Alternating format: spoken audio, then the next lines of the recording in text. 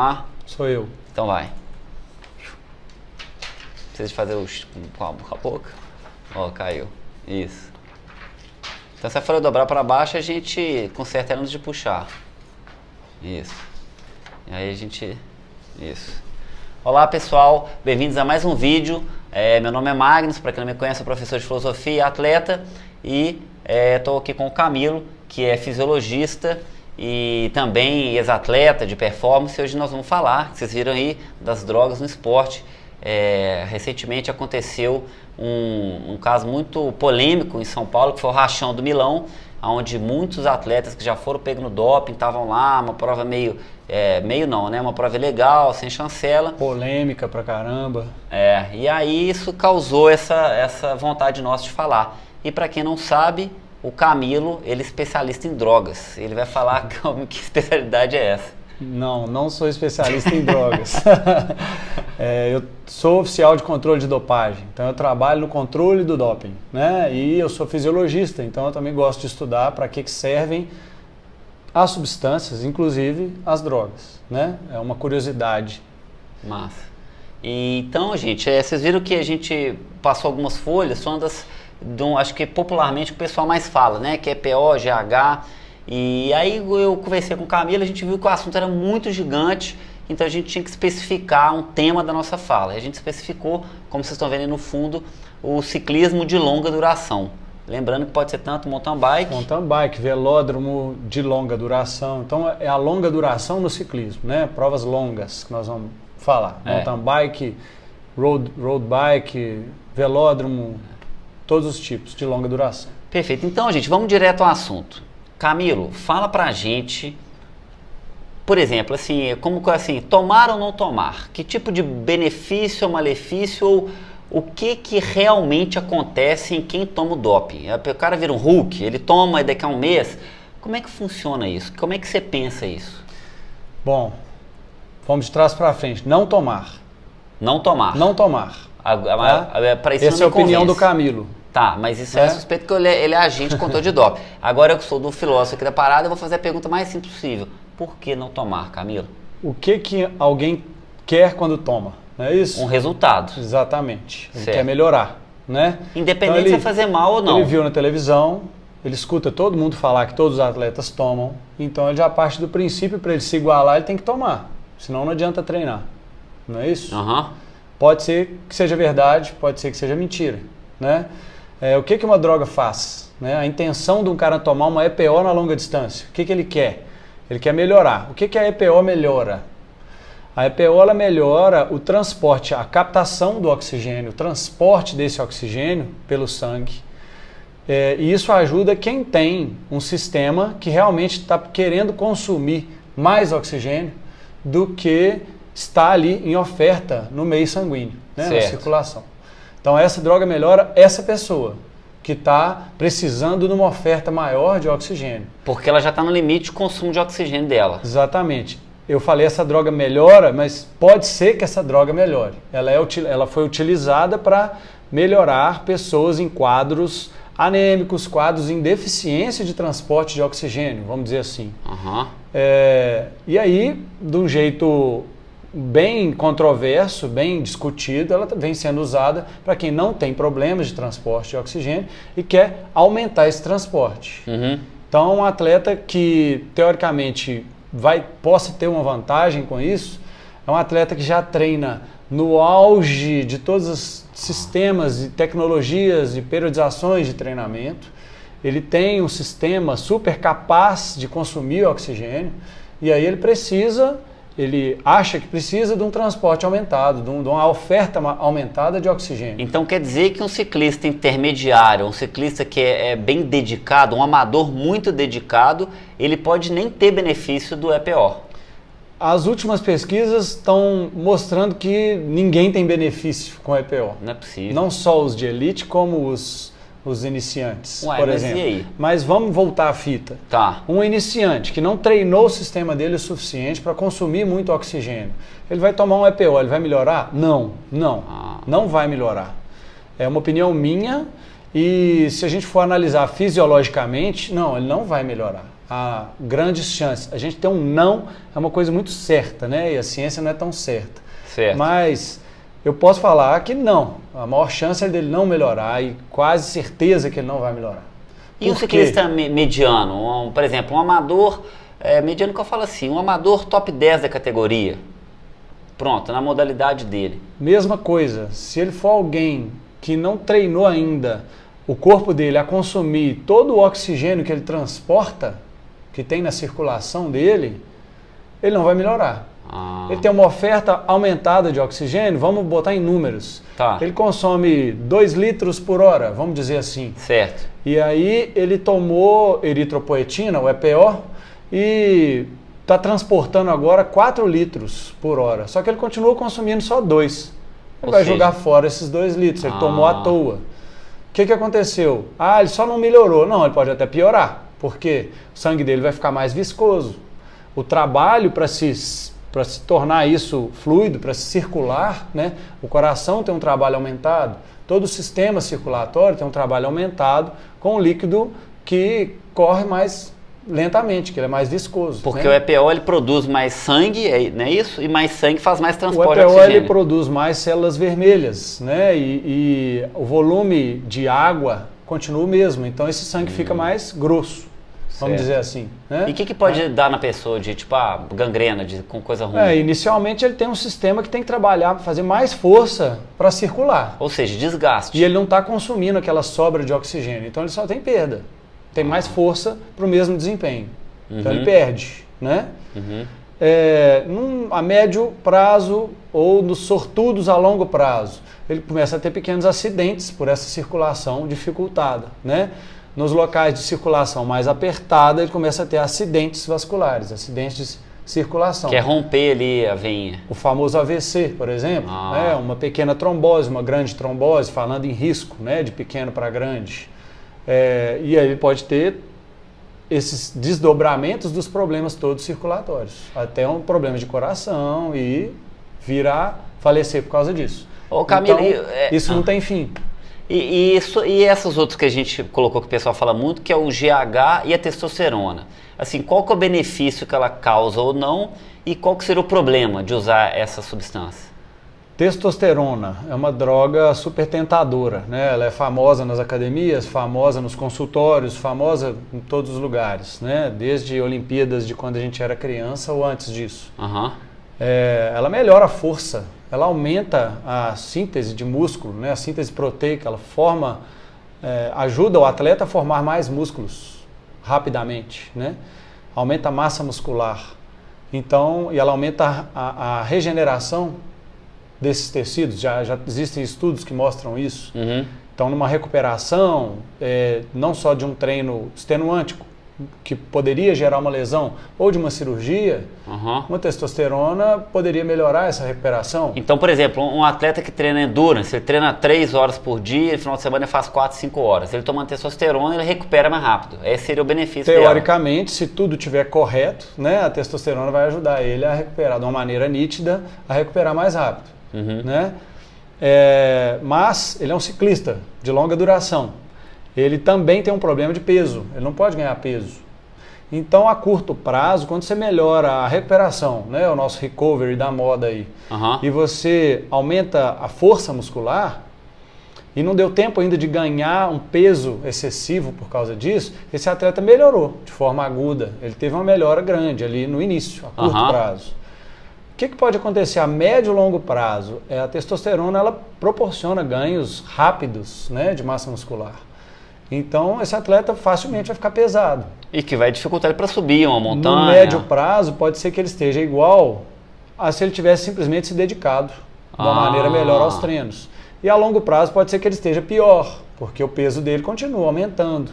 Não só o peso, como aí outros músculos que podem aumentar de maneira não benéfica. O coração, por exemplo, pode ter um crescimento desordenado que não é pró-desempenho, ele é contra um desempenho.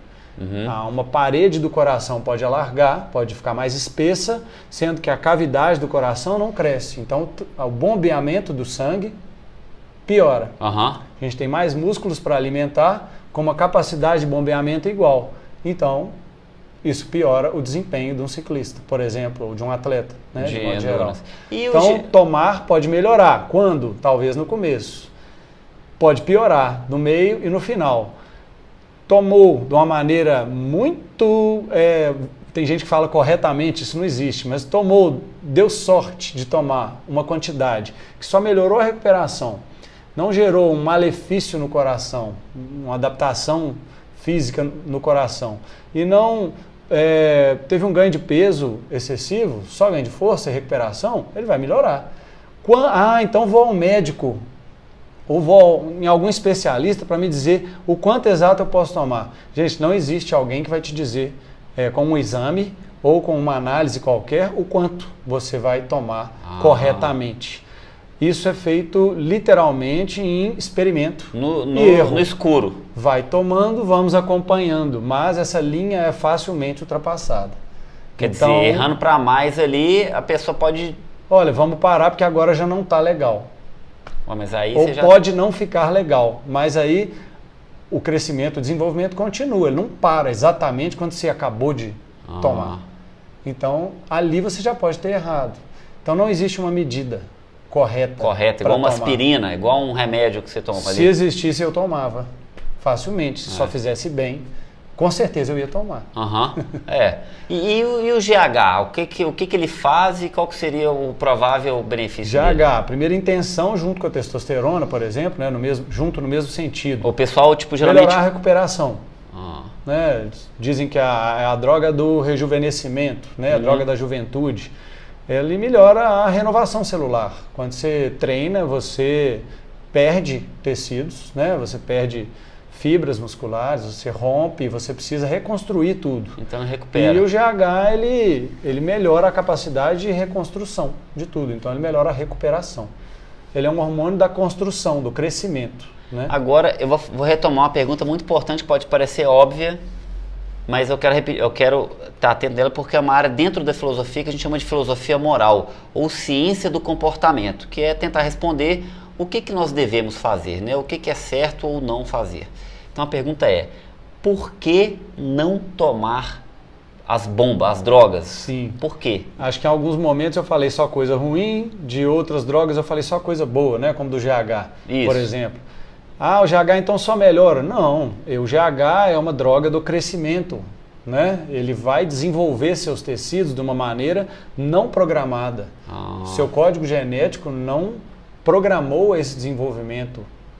Então, e nenhum cientista consegue controlar, né? O médico, o que seja, fala, não, isso aqui que vai crescer. Não há controle. O controle é em mandar parar quando está próximo do ponto que ele desejado ou quando já passou. Então isso não é um controle, isso é um experimento. Pode desencadear então um negócio que vai... Se você tem um crescimento desordenado de várias estruturas no seu corpo, os órgãos vitais foram feitos para comportar o desenvolvimento natural, genético, de quem não tem nenhum problema hormonal, obviamente. Quem está bem de GH, tomou um GH para melhorar uma recuperação, por exemplo, algumas coisas estão desenvolvendo de maneira não programada. E isso pode ser extremamente maléfico, inclusive letal. Então, esse é o malefício. Por que não tomar?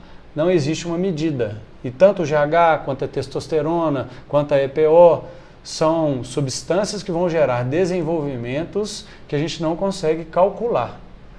E o corpo inteiro não vai desenvolver de uma maneira harmônica para isso. Algumas coisas vão ficar melhores, outras coisas ficarão piores.